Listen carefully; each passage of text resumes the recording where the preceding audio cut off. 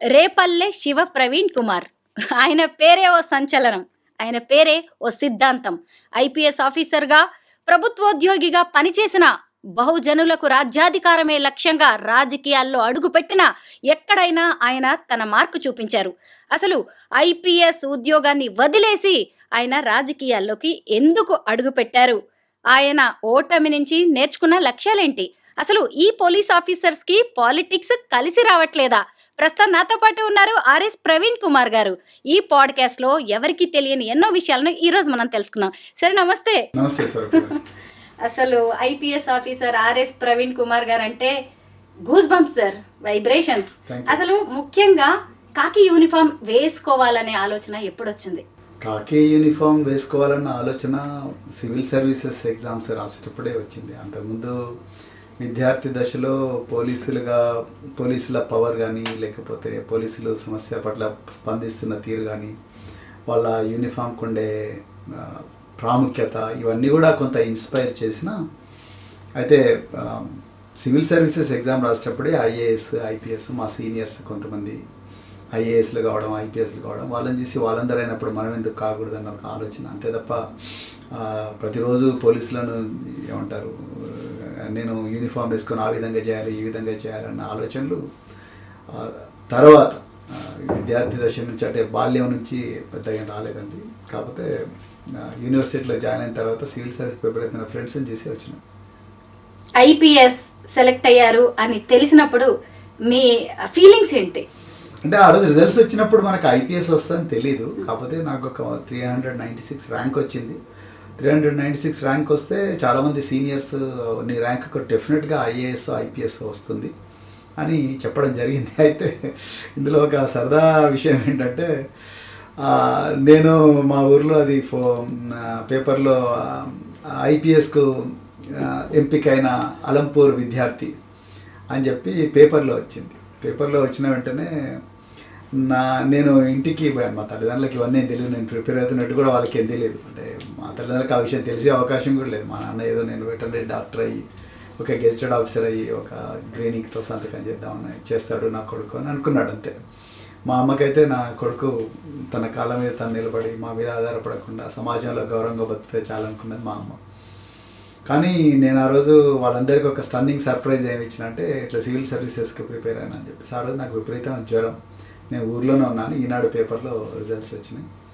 వచ్చిన తర్వాత ఒక పత్రికా విలేకరులు, ఈనాడు ఈ పత్రికా విలేకరులందరూ నా దగ్గరికి వచ్చి, మీరు నిజంగా ఐపీఎస్కి సెలెక్ట్ అయ్యారు, నేను ఎందుకు అడుగుతున్నారు ఈ ప్రశ్న, మీకు నా మీద నమ్మకం రావట్లేదు అంటే, పోయిన సంవత్సరం మా ఊర్లో రవికుమార్ అనే ఒక వ్యక్తి నాకు ఐపీఎస్ వచ్చిందని చెప్పేసి పేపర్లో పెద్దగా మార్క్స్ అవన్నీ కూడా వేసుకొని, తర్వాత పెద్ద పెద్ద న్యూస్ వేసుకొని, అతను ఉస్మానియా మెడికల్ కాలేజ్లో చదువుతున్న ఒక మెడికోను పెళ్లి సంబంధం కుదుర్చుకొని, తర్వాత పెళ్లి పీటల మీదకి పోయిన తర్వాత అతను ఐపీఎస్ కాదు అని చెప్పేసి తెలిసింది. అతను కూడా మా మండలానికి చెందిన వ్యక్తే కావడం, దానివల్ల ఇతను కూడా ఒక మోసపూరిత వార్తనే మనందరికి చెప్తున్నాడు, మనకు కూడా బురిడి కొట్టించే వార్త చెప్తున్నాడు. చాలామంది కూడా విలేకరులు, సార్ నిజం చెప్పండి మీకు ఐపీఎస్ వచ్చిందా అంటే, బాబు న్యూస్ పేపర్లో అయితే వచ్చింది, నాకు ఇదాన్ని నా నెంబరు, నా హాల్ టికెట్ ఇది, ఒకసారి మీరే వెరిఫై చేసుకోండి అని చెప్పాను.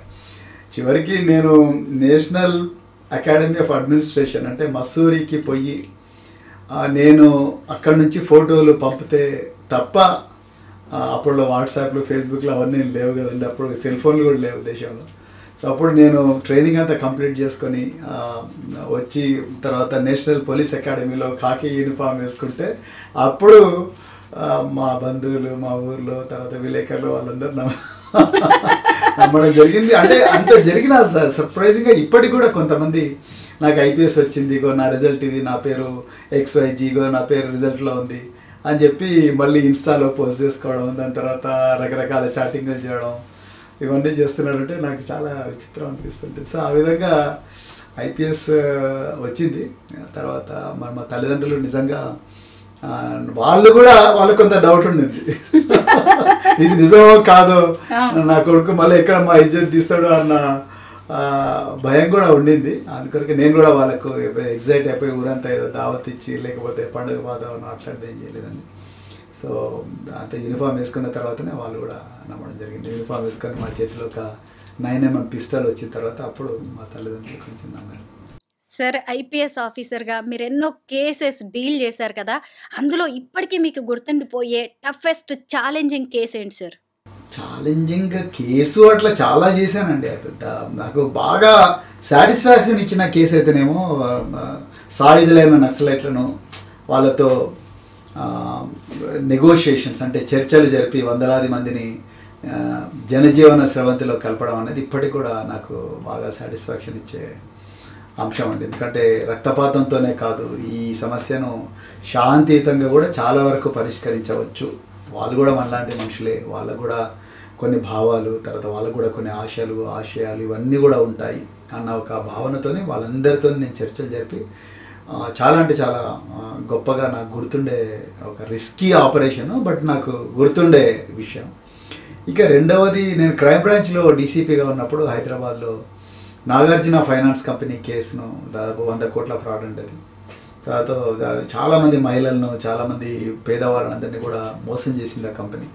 వాళ్ళ దగ్గర నుంచి వందలాది కోట్ల రూపాయల డిపాజిట్స్ కలెక్ట్ చేసి వాళ్ళకు డబ్బులు వడ్డీతో సహా ఇవ్వాల్సి వచ్చినప్పుడు వాళ్ళని ఇవ్వకుండా వాళ్ళ మీద ఉల్టా కంపెనీనే వాళ్ళ మీద పంజాగుట్ట పోలీస్ స్టేషన్లో కేసు పెట్టినప్పుడు ఒక మహిళ బ్రెస్ట్ క్యాన్సర్ పేషెంట్ ఆమె నా దగ్గరికి వచ్చి, బాబు నా భర్త చనిపోయాడు, నాకు ఇంకా ఏం మిగలలేదు, నన్ను మీరే కాపాడాలని ఏడ్చుకుంటూ నాకు చెప్పడం. దాని తర్వాత నేను ఒక పోలీస్ పార్టీని పంపించి దాని అధినేత మెర్సిడీస్ బెంజ్ కారులో పోతుంటే ఈ బంజారాహిల్స్ రోడ్ నెంబర్ 2లో TV9 ఆఫీస్ ముందు అతన్ని ఆపేసి సూర్యనారాయణ ఒక ఇన్స్పెక్టర్ ఉండేవాడు, రిటైర్ అయిపోయాడు ఆయన ఆ వ్యక్తిని టాటా సుమోలో తీసుకొచ్చి మా పోలీస్ స్టేషన్లో పడేశాడు. చాలా పెద్ద వ్యక్తి.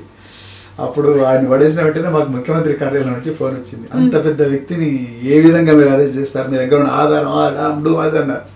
వాళ్ళందరికీ నా గురించి తెలుసు, వీడు ఎవరి మాట వినడం తెలుసు కాబట్టి, సార్ ఇదంతా కాదు, నా దగ్గర రికార్డు ఉంది, ఇక్కడ 100 కోట్ల రూపాయల ఫ్రాడ్ ఇది. ఇక్కడ బాధితులందరేమో పేద మహిళలు, మధ్యతరగతి మహిళలు, వాళ్ళందరూ వాళ్ళ విడోస్ ఉన్నారు, కొంతమంది బ్రెస్ట్ క్యాన్సర్ పేషెంట్స్ ఉన్నారు. వాళ్ళు ఏ పోలీస్ స్టేషన్ పోయినా వాళ్ళకి న్యాయం జరగడం లేదు. మనం చేయకపోతే ఎవరు చేస్తారని అంటే వాళ్ళు అయిష్టంగానే చేశారు. చేసిన తర్వాత నన్ను కూడా చాలా ఇబ్బంది పెట్టిండ్రు.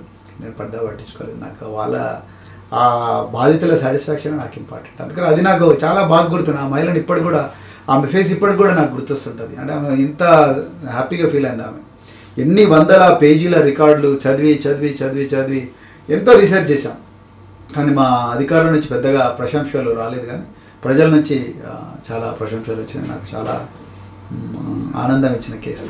అట్లా నేను చాలా వైట్ కాలర్ అఫెన్సెస్ కానీ, తర్వాత కరీంనగర్ ఎస్పీగా ఉన్నప్పుడు కానీ, లేకపోతే ఇంకా చాలా ప్లేసెస్లో కూడా నేను ఈ విధంగా చేసిన. అట్లా ఇక పోలీస్ ఆఫీసర్ అంటే దాదాపు 17 సంవత్సరాలు ఇదే పని చేసిన కాబట్టి ఎన్నో సంఘటనలు ఉంటాయి.